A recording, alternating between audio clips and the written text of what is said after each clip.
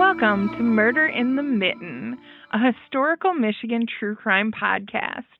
I'm your host, Laura, and as a born and raised Michigander who is far too interested in true crime, I wanted to take a deep dive into some of the true crime from our past. Historical true crime is so interesting. Today we have so much information at our fingertips, but there is something so special about piecing together stories through the limited newspaper articles and letters we have from the past. We tend to put on rose-colored glasses when we look at the past. While it was a simpler time when it comes to things like technology, it was definitely a tougher time to live. I cannot imagine going to an area of wilderness and building a town. That's one of the things that this episode's subjects did. In this episode, we're going to travel back to the mid to late 1800s to look at the life and death of Albert Molitor. Albert was a businessman and one of the founders of Rogers City and Pasquille County along the northeastern shore of Michigan's Lower Peninsula. On August 23, 1875, around 10 or 11 o'clock in the evening, Albert was standing at the desk in his office and store with his clerk, Edward Sullivan. Gunshots from two different guns were fired through the window and struck the two men. Albert was shot multiple times, mostly in the midsection and back, and Edward was shot once in the face. Albert was clearly the target. But who would want to kill this prominent man? Lots of people, it seems. Let's talk a little bit about what brought us to this fateful night and who was Albert Molitor. Albert was born in 1842 in Ludwigsburg-Württemberg, which is now Bavaria, just southwest of Munich. He was born out of wedlock to Franzique Schmid, a bit of a no-no at the time. 2 weeks after the birth, Franny, as she was known, quietly wed Joseph Leander Christian von Molitor. Joseph had been granted a divorce from his first wife just 4 days before their wedding. Scandal. Because of the timing of the birth and wedding, rumors started to float around about Albert's biological father. At the time that Franny got pregnant, she was somehow involved in the court of Wilhelm I, possibly as a lady-in-waiting. Rumors started that Albert was Wilhelm's illegitimate son and a would-be king. Those rumors were dispelled by the National Archive of Stuttgart, but Albert did nothing to stop them while he was alive. Albert seemed the type of man to use anything to his advantage. He was described as a man remarkable for his personal appearance, his ability to dominate others, and his innate cruelty and amorality. So, not a great guy, it seems. Growing up, Albert received a proper military education and was assigned to the engineering corps of the German army as a teenager. He was caught copying plans for a fort and was tried for treason. I could not find a lot of information on this, but it appears that he was released on the condition that he immigrate to America. He arrived in the United States in 1861, just at the beginning of the Civil War. He enlisted with the 13th Battery of the New York Voluntary Artillery. However, that did not last long either. He was court-martialed for stealing a horse. However, a jury found him innocent, and he eventually received an honorable discharge. At this point, he used his education in engineering to join the Corps of Engineering's Lake Survey. The United States government funded a project to survey the Great Lakes for the preparation and publication of nautical charts and other navigational aids. The Lake Survey brought Albert to northern Michigan, where things really started to fall in line for him. Based on the Michigan weather, Albert was either on the road gathering survey data or in Detroit translating it into maps.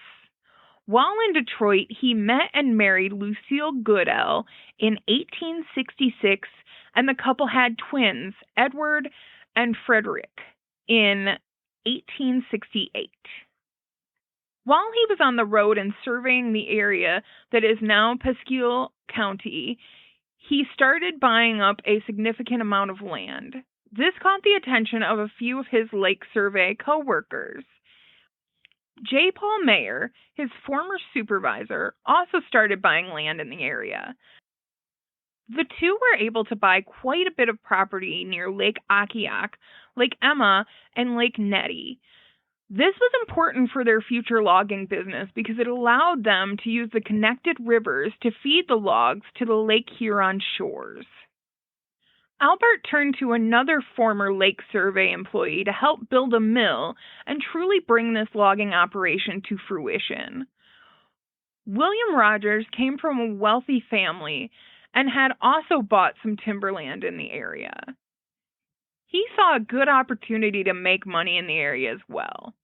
The Rogers Molitor Mill was created. Rogers funded the majority of the project and business.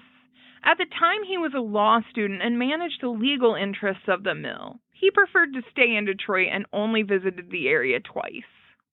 Another former Lake Survey employee joined the business as well. Frederick Denny Lark became an overseer to the operations of both the mill and land clearing. They had the land, they had the mill, things were growing, and quickly. They needed more workers. So Albert started to advertise in Detroit to the area's German and Polish population. He recruited men and convinced them to travel north and seize new opportunities with the Rogers Molitor Mill. When the men arrived, the only housing options were tents. Albert's instructions to one recruit were to pick a lot, build a house, and then go get your family. Things were at an all-time high for the men at the top, but not so great for everyone else. You know that old song, 16 Tons by Merle Travis? 16 tons, what do you get? Another day older, deeper in debt. St. Peter, don't you call me because I can't go. I owe my soul to the company store. Well, the coal mines in Kentucky were not the only place using the company store as a way to keep workers in line. The Rogers Molitor Lumber Company employees who came to the area were given a little land, equipment, and supplies, but not for free. They owed the company a debt that they had to work off. They also paid their employees in a company script that was only usable at their general store for food and other goods. As they continued to grow, the men looked to found a local government they could control. Pasquille County and Rogers Township, later Rogers City, were officially established. Mayer became the county's first treasurer. Albert also held several government positions over the next few years. During this time, Albert didn't just take advantage of his employees. Rumors spread that he would target his employees' female relatives. Many wives and daughters hesitated to turn down his advances because they feared the loss of the only income supporting their family. He lost a paternity case to Horancia Carl, the sister of one of his employees. She had given birth to a daughter fathered by Albert. He had to pay her $10,000. Lucille, Albert's wife, filed for divorce during this time because of his unfaithfulness. Albert also started dipping into the government's finances. The county sold $30,000 in bonds to help make improvements. However, as time passed and the bonds weren't retired, many people believed that Albert had pocketed the money instead. He had also raised taxes on the farmers in the area and overcharged taxes for the construction of a schoolhouse. After these discrepancies, Herman Hoft, a rival Rogers City businessman, was elected as city treasurer. Hoft and Albert were currently in a legal dispute. Albert's employees had used the company script to purchase goods from Hoft General Store, and Herman was seeking reimbursement from the Roger Molitor Mill Company. Sadly, it appeared as though Hoft would lose the case, which would be devastating to his business. There are many more stories of Albert's mistreatment of people around him. Long story short, he was not a good guy. So here we are, back at the night of the shooting. On the evening of August 23rd, 1875, Edward Sullivan, a clerk, was working in the mill office. Albert's family lived on the second floor of the building, and his sister-in-law, Kate, reported that she'd heard a shot. At the noise, Albert went downstairs to the offices and had a look. Then 10 or 15 minutes later, several more shots were fired. Lark, Albert's business partner, was on his way to the office to have a conversation with Albert. That conversation never happened. Lark was about 300 feet away from the building when, according to his account, he heard shots. He stated 4 or 5 separate shots, a kind of intermittent fusillade.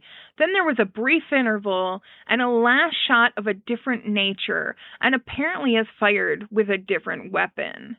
Instead of going to investigate, Lark ran to the sheriff's house, which was not that far away. He told the sheriff that there had been a row of some sort at the store and to go there immediately. And then Lark went to retrieve a doctor. They found Albert lying underneath his desk, shot several times with buckshot, fired from more than one gun. He was wounded in the back and through the ribs. Sullivan sat, rocking his face in his hands, having been wounded through the jaw. Both Albert and Sullivan began the journey to Detroit for additional care. However, Sullivan died in transit. Albert died a few days after his arrival. The police began their search for the murderers, but there was no shortage of people who detested Albert and probably wanted to see him dead.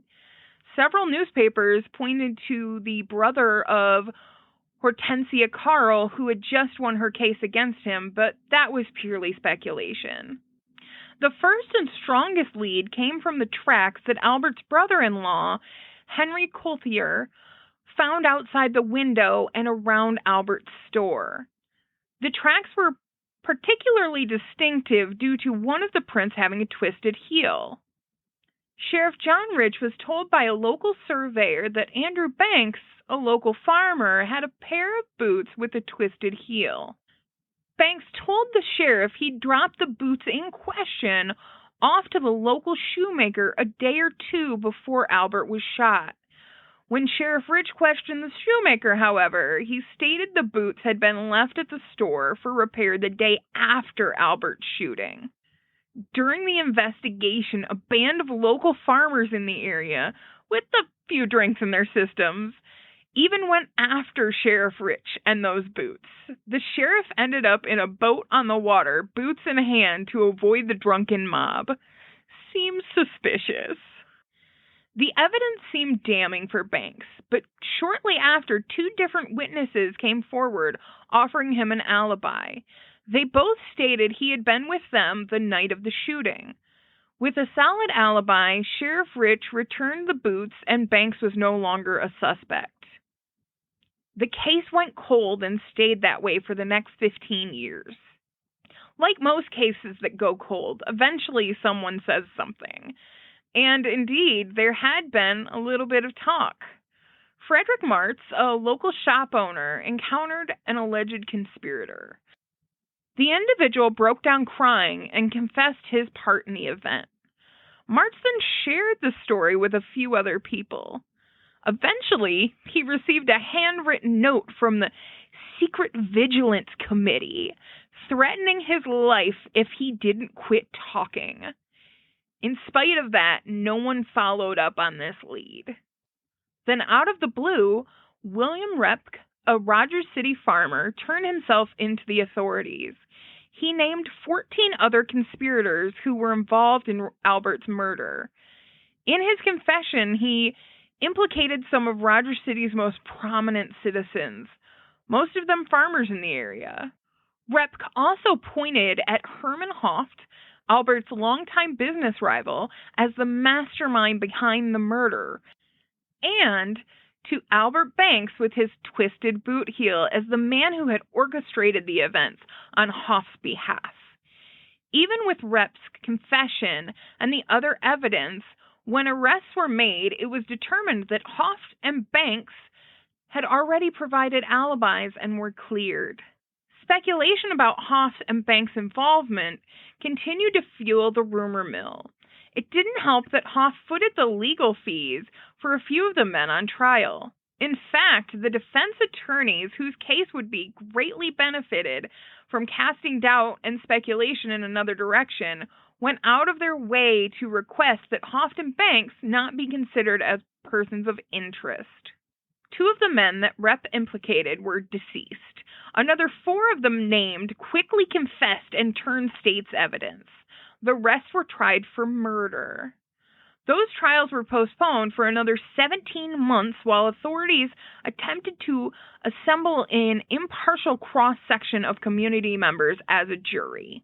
252 Pasquille County jurors were summoned, examined, and discarded before the trial was moved to Alpena County. Of the remaining men, 5 were sentenced to life imprisonment with hard labor in Jackson, Michigan. 5 years later, the governor pardoned 4 of them, and another 2.5 years later, he pardoned the 5th. There are some loose ends. Lark was noted as a possible second target. However, statements and testimony vary. Another possibility is that Lark may have been tipped off to the murder plot or may have been involved. On the night of the murder, he made several stops, including picking up a coat at the courthouse before heading to the store. His reaction to the gunfire, which was a common sound in those days, was odd as well. Why did Lark go running off to the sheriff to report a row when he heard the gunfire? He also ran to get a doctor instead of going to administer aid, even though he had medical training. We will never know what he knew, but it does seem like he may have known something. Were Herman Hoft and Albert Banks innocent? We can't know for sure, but logic points to their involvement. In the 16 years since Albert's murder, Hoff became a rich man, a feat more easily accomplished without Albert in the way.